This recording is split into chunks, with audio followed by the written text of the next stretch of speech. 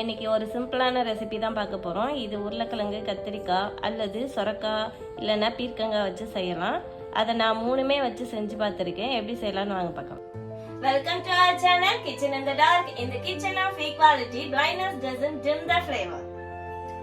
இன்னைக்கு நம்ம திருப்பூர், கோயம்புத்தூர் சைடுல ரொம்பவே ஃபேமஸான ஒரு டிஷ் தான், இன்ட்ரெஸ்டிங்கான ஒரு டிஷ் பார்க்க போறோம். இது தோசை, இட்லி, ஒயிட் ரைஸ் கூட எல்லாம் ரொம்பவே நல்லா மேட்ச் ஆகும், நல்லாவும் இருக்கும். நீங்களும் எப்படி செய்யலாம் கத்துக்கலாம். வாங்க வீடியோக்குள்ள போலாம். நம்ம சேனலை ஃபர்ஸ்ட் டைம் பார்க்கறவங்க மறக்காம சப்ஸ்கிரைப் பண்ணிக்கோங்க. நோட்டிபிகேஷன் உடனுக்குடனே வரணும்னா பெல் பட்டன் ஆன் பண்ணி ஆல் என்ற ஆப்ஷனை கிளிக் பண்ணி வச்சுக்கோங்க.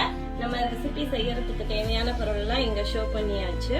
நம்ம டிஷ் செய்யும் போது மெஷர்மெண்ட் எல்லாம் நான் உங்களுக்கு கன்வே பண்றேன். நம்ம ஸ்டவோட நேவிகேஷன் கீயை ரைட் டு லெஃப்ட் கையை பார்த்து கொண்டு போய் அடுப்பை ஆன் பண்ணியாச்சு. நான் அடுப்பை சிம் பண்ணியாச்சு. இப்போ நான் 3 லிட்டர் குக்கரை அடுப்பு மேல பிளேஸ் பண்ணிருக்கேன். குக்கர் நல்லா ஹீட் ஆகி அதுல உள்ள வாட்டர் எல்லாம் எவாபரேட் ஆயிடுச்சு. இப்ப நம்ம எண்ணெயை ஊத்திக்கலாம்.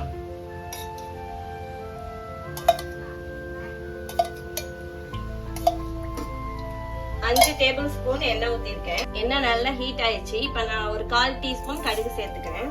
கடுகு நல்லா பொரிஞ்சிச்சு. கொஞ்சமா சீரகம் சேர்த்துக்கிறேன் ஃபிளேவருக்காக. சீரகம் பொரிஞ்சாச்சு. கருவேப்பிலை போட்டுக்கிறேன். பச்சை மிளகாய் லைட்டா பழுத்தது போட்டுக்கிறேன். லைட்டா கிளறி விட்டாச்சு. இப்ப நம்ம 2 காஞ்ச மிளகாய் ஃபிளேவருக்காக போட்டுருக்கோம். இதுல இதுல பச்சை மிளகாய் அல்லது காஞ்ச மிளகாய் ஏதாவது ஒண்ணுதான் சேர்ப்பாங்க. நான் 2மே கலந்து போட்டுருக்கேன்.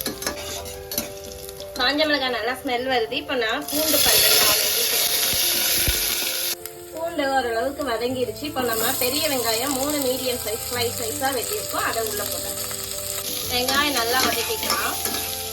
இது ரொம்ப வதக்கணும்னு அவசியம் கிடையாது, லைட்டா டிரான்ஸ்பரண்ட் ஆனா போதும்.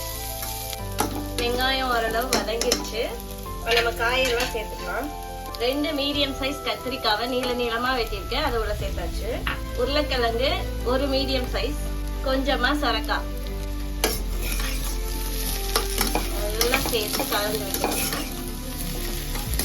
இதுல ஒரு கத்திரிக்காவாவது கண்டிப்பா போடணும்னு சொல்லுவாங்க எங்க அம்மா. திருப்பூர் போறப்பெல்லாம் இது செஞ்சு தர சொல்லி சாப்பிட்டு. நம்ம காயெல்லாம் சேர்த்து ஒரு 2 மினிட்ஸ் வதக்கியாச்சு. இப்ப நம்ம கொஞ்சம் தக்காளி சேர்த்துக்கலாம். இது 2 பெரிய தக்காளி, 2 மீடியம் சைஸ் தக்காளி நீளமா ஸ்லைஸ் பண்ணிருக்கேன். அது கூட ஜஸ்ட் கலருக்காக 1/4 டீஸ்பூன் நம்ம தனி மிளகாய் தூளும் மஞ்சள் தூள் கொஞ்சம் ஒரு துளி அளவுக்கு சேர்த்துருக்கேன். எல்லாம் சேர்த்து கலரிக்கலாம். வெங்காயம், தக்காளி, அந்த காயெல்லாம் சேர்த்து நல்லா வதக்கியாச்சு. இது கூட நம்ம இப்போ கொத்தமல்லி கொஞ்சமா சேர்த்துக்கலாம்.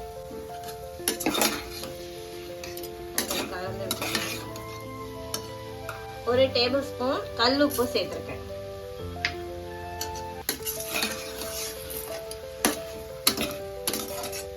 இது கூட ஒரு 200 ml தண்ணி சேர்த்துக்கிறேன்.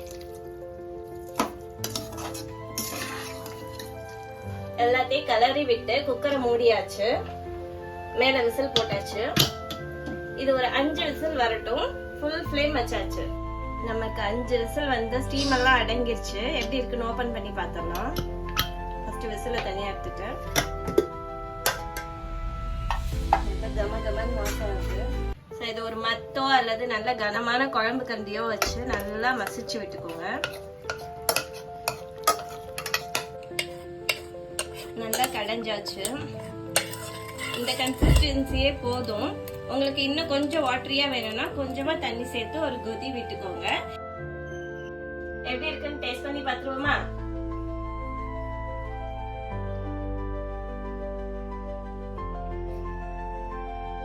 புளிப்பு, உரப்பு, அப்புறம் நம்ம அந்த கத்திரிக்காவோட, அப்புறம் சொரக்காய் போட்டிருந்தோம் இல்லையா, அது அந்த உருளைக்கிழங்கு எல்லாம் சேர்ந்து நல்லா மேஷ் ஆகி டிஃப்ரெண்ட் டேஸ்ட் கொடுக்குது. நீங்களும் கட்டாயமா செஞ்சு பாருங்க. ரொம்ப ரொம்ப பிடிக்கும். செஞ்சு பார்த்துட்டு எப்படி இருக்குன்னு கமெண்ட் பாக்ஸ்ல மறக்காம கமெண்ட் பண்ணிருங்க. நெக்ஸ்ட் வீடியோல பார்க்கலாம். Tata, bye bye.